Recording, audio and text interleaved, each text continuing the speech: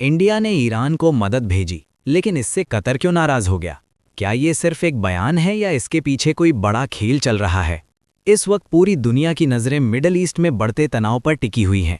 लेकिन इसी बीच एक ऐसी खबर सामने आ रही है जिसने हर किसी को सोचने पर मजबूर कर दिया है। भारत ने जब इंसानियत के नाम पर ईरान को दवाइयों की मदद भेजी, तो एक तीसरा देश इससे खुश होने के बजाय नाराज हो गया। जी हां, बात हो रही है कतर की। वही कतर जिसके साथ भारत के सालों पुराने मजबूत रिश्ते रहे हैं। लेकिन अब अचानक ऐसा क्या हुआ कि वही कतर भारत के फैसले पर सवाल उठाने लगा? क्या वाकई कतर ने कोई ऐसा कदम उठा लिया है जिसने भारत और खाड़ी देशों के समीकरण को हिला दिया है? या फिर इसके पीछे कोई बड़ी रणनीति छिपी हुई है? देखिए, आमतौर पर जब कोई देश किसी मुश्किल समय में दूसरे देश की मदद करता है तो उसे सराहा जाता है। लेकिन इस बार मामला बिल्कुल उल्टा नजर आ रहा है। भारत ने ईरान को मेडिकल सहायता भेजी, जिसमें ज़रूरी दवाइयाँ, लाइफ सेविंग इक्विपमेंट और इमरजेंसी सपोर्ट शामिल था। ये कदम उस समय उठाया गया जब ईरान युद्ध जैसे हालात से जूझ रहा था और अस्पतालों पर भारी दबाव था। कई जगहों पर दवाइयों की कमी साफ दिखाई दे रही थी और सप्लाई चेन भी बुरी तरह प्रभावित हो चुकी थी। ऐसे में भारत की ये मदद वहाँ के लोगों के लिए किसी राहत से कम नहीं थी। ईरान के अधिकारियों और राहत एजेंसियों ने भी इस सहायता को मुश्किल समय में मिली बड़ी राहत बताया। लेकिन कहानी में असली ट्विस्ट तब आया जब इस पर कतर की प्रतिक्रिया सामने आई। कतर ने इस कदम पर सीधा सवाल खड़ा कर दिया। उनका कहना था कि ऐसे संवेदनशील समय में ईरान की मदद करना क्षेत्रीय संतुलन को बिगाड़ सकता है। अब यहाँ सबसे बड़ा सवाल यही उठता है कि क्या ये सिर्फ एक बयान था या फिर इसके पीछे कोई गहरी नाराजगी और रणनीति छिपी हुई है? क्योंकि जिस तरीके से ये प्रतिक्रिया सामने आई, उसने कई एक्सपर्ट्स को भी हैरान कर दिया है। दरअसल भारत और कतर के रिश्ते सिर्फ कूटनीति तक सीमित नहीं है। ये रिश्ता ऊर्जा, व्यापार और लोगों के स्तर पर भी काफ़ी मजबूत रहा है। कतर में करीब 8 लाख से ज़्यादा भारतीय काम करते हैं और वहाँ की अर्थव्यवस्था में उनका बड़ा योगदान है। दूसरी तरफ भारत अपनी गैस ज़रूरतों का एक बड़ा हिस्सा कतर से पूरा करता है। हर साल भारत लगभग 15 से 16 मिलियन टन एलएनजी कतर से आयात करता है, जो उसकी कुल ज़रूरत का बड़ा हिस्सा है।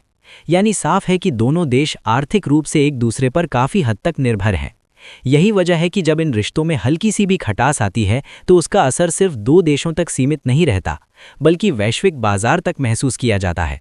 और इस बार भी कुछ ऐसा ही देखने को मिल रहा है, क्योंकि जिस समय भारत ने ये मदद भेजी, उसी समय मिडिल ईस्ट में हालात बेहद तनावपूर्ण बने हुए थे।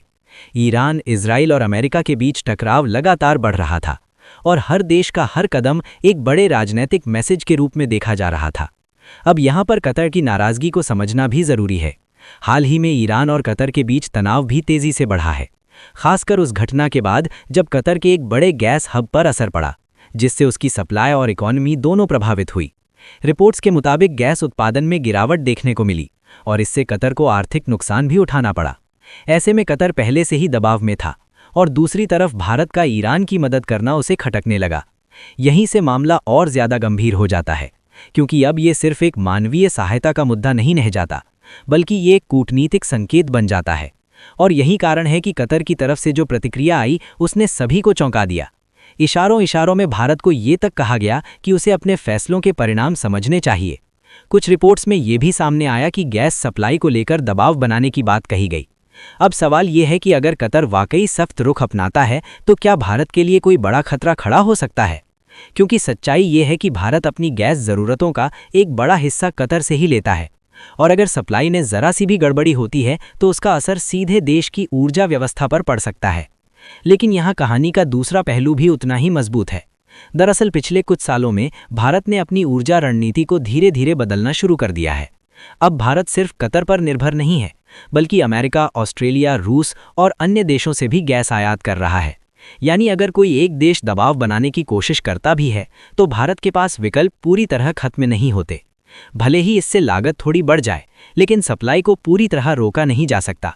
और यही वो पॉइंट है जहां भारत की असली रणनीति सामने आती है, क्योंकि बाहर से भले ही एक विवाद नजर आ रहा हो, लेकिन अंदर ही अंदर भारत अपनी स्थिति को मजबूत करने में लगा हुआ है।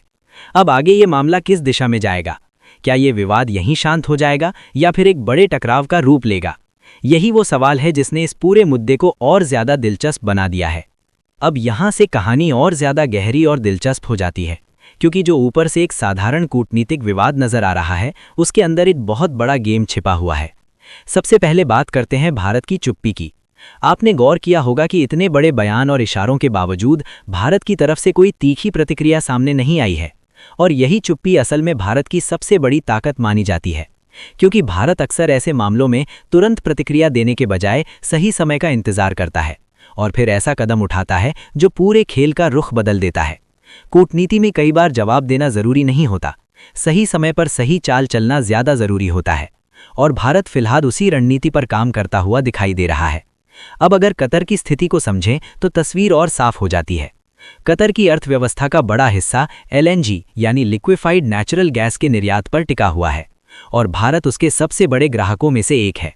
यानी अगर कतर भारत को लेकर सख्त रुख अपनाता है या गैस सप्लाई को लेकर दबाव बनाने की कोशिश करता है तो इसका असर सिर्फ भारत पर ही नहीं बल्कि कतर की अपनी कमाई पर भी पड़ेगा। यही कारण है कि ये पूरी स्थिति एक तरफा नहीं है, बल्कि यहाँ दोनों तरफ संतुलन बना हुआ है। कतर चाहेगा कि वो दबाव बनाए, लेकिन वो इतना आगे नहीं जाएगा कि उसका खुद का आर्थिक नुकसान शुरू हो जाए। अब असली खेल आता है भारत की तैयारी में, क्योंकि पिछले कुछ सालों में भारत ने अपनी ऊर्जा रणनीति को पूरी तरह बदलने की दिशा में काम किया है। पहले जहां भारत कुछ गिने चुने देशों पर ज्यादा निर्भर था, वहीं अब उसने मल्टी सोर्स स्ट्रैटेजी अपनाई है। अमेरिका, ऑस्ट्रेलिया, रूस, यूएई और ओमान जैसे देशों से गैस आयात बढ़ाया गया है। इसका सीधा मतलब यह है कि भारत अब किसी एक सप्लायर पर पूरी तरह निर्भर नहीं है। अगर किसी एक देश से सप्लाई में दिक्कत आती भी है तो भारत के पास दूसरे विकल्प मौजूद हैं।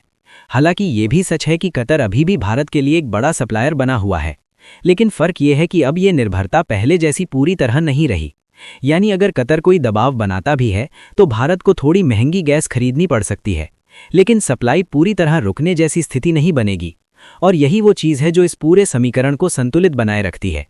अब इस पूरे मामले में एक और अहम एंगल है और वो है टाइमिंग का। जिस समय भारत ने ईरान को मेडिकल सहायता भेजी, उसी समय मिडिल ईस्ट में हालात बेहद संवेदनशील बने हुए थे। ईरान, इजराइल और अमेरिका के बीच टकराव लगातार बढ़ रहा था और हर देश अपने अपने हितों के हिसाब से चाल चल रहा था। ऐसे समय में भारत का ये कदम सिर्फ एक मानवीय सहायता नहीं था, बल्कि इसे एक संतुलित कूटनीतिक संदेश के रूप में देखा जा रहा था। दरअसल भारत यहाँ एक साथ दो चीज़ों को बैलेंस कर रहा है। एक तरफ वो इंसानियत निभा रहा है, जहाँ ज़रूरत है वहाँ मदद पहुँचा रहा है। दूसरी तरफ वो ये भी दिखा रहा है कि वो किसी एक देश या गुट के दबाव में आकर अपने फैसले नहीं बदलता। यानी भारत एक साथ दो चीज़ों को बैलेंस कर रहा है। इंडिपेंडेंट प्लेयर की तरह उभर रहा है, जो अपने हितों के आधार पर फैसले लेता है। और यही बात कई देशों को असहज कर रही है। अब अगर कतर की स्थिति को इसी नज़रिए से देखें तो ये और साफ हो जाती है। कतर की अर्थव्यवस्था का बड़ा हिस्सा एलएनजी यानी लिक्विफाइड नेचुरल गैस के निर्यात पर टिका हुआ है और भारत उसके सबसे बड़े ग्राहकों में से एक है। यानी अगर कतर भारत को लेकर सख्त रुख अपनाता है या गैस सप्लाई को लेकर दबाव बनाने की कोशिश करता है तो इसका असर सिर्फ भारत पर ही नहीं बल्कि कतर की अपनी कमाई पर भी पड़ेगा। यही कारण है कि ये पूरी स्थिति एक तरफा नहीं है, बल्कि यहाँ दोनों तरफ संतुलन बना हुआ है। कतर चाहेगा कि वो दबाव बनाए, लेकिन वो इतना आगे नहीं जाएगा कि उसका खुद का आर्थिक नुकसान शुरू हो जाए। अब असली खेल आता है भारत की तैयारी में, क्योंकि पिछले कुछ सालों में भारत ने अपनी ऊर्जा रणनीति को पूरी तरह बदलने की दिशा में काम किया है। पहले जहां भारत कुछ गिने चुने देशों पर ज्यादा निर्भर था, वहीं अब उसने मल्टी सोर्स स्ट्रैटेजी अपनाई है। अमेरिका, ऑस्ट्रेलिया, रूस, यूएई और ओमान जैसे देशों से गैस आयात बढ़ाया गया है। इसका सीधा मतलब यह है कि भारत अब किसी एक सप्लायर पर पूरी तरह निर्भर नहीं है। अगर किसी एक देश से सप्लाई में दिक्कत आती भी है तो भारत के पास दूसरे विकल्प मौजूद हैं। हालांकि ये भी सच है कि कतर अभी भी भारत के लिए एक बड़ा सप्लायर बना हुआ है, लेकिन फ़र्क ये है कि अब ये निर्भरता पहले जैसी पूरी तरह नहीं रही। यानी अगर कतर कोई दबाव बनाता भी है तो भारत को थोड़ी महंगी गैस खरीदनी पड़ सकती है, लेकिन सप्लाई पूरी तरह रुकने जैसी स्थिति नहीं बनेगी। और यही वो चीज़ है जो इस पूरे समीकरण को संतुलित बनाए रखती है। अब इस पूरे मामले में एक और अहम एंगल है और वो है टाइमिंग का। जिस समय भारत ने ईरान को मेडिकल सहायता भेजी, उसी समय मिडिल ईस्ट में हालात बेहद संवेदनशील बने हुए थे। ईरान, इजराइल और अमेरिका के बीच टकराव लगातार बढ़ रहा था और हर देश अपने अपने हितों के हिसाब से चाल चल रहा था। ऐसे समय में भारत का ये कदम सिर्फ एक मानवीय सहायता नहीं था, बल्कि इसे एक संतुलित कूटनीतिक संदेश के रूप में देखा जा रहा था। दरअसल भारत यहाँ एक साथ दो चीज़ों को बैलेंस कर रहा है। एक तरफ वो इंसानियत निभा रहा है, जहां ज़रूरत है वहां मदद पहुंचा रहा है।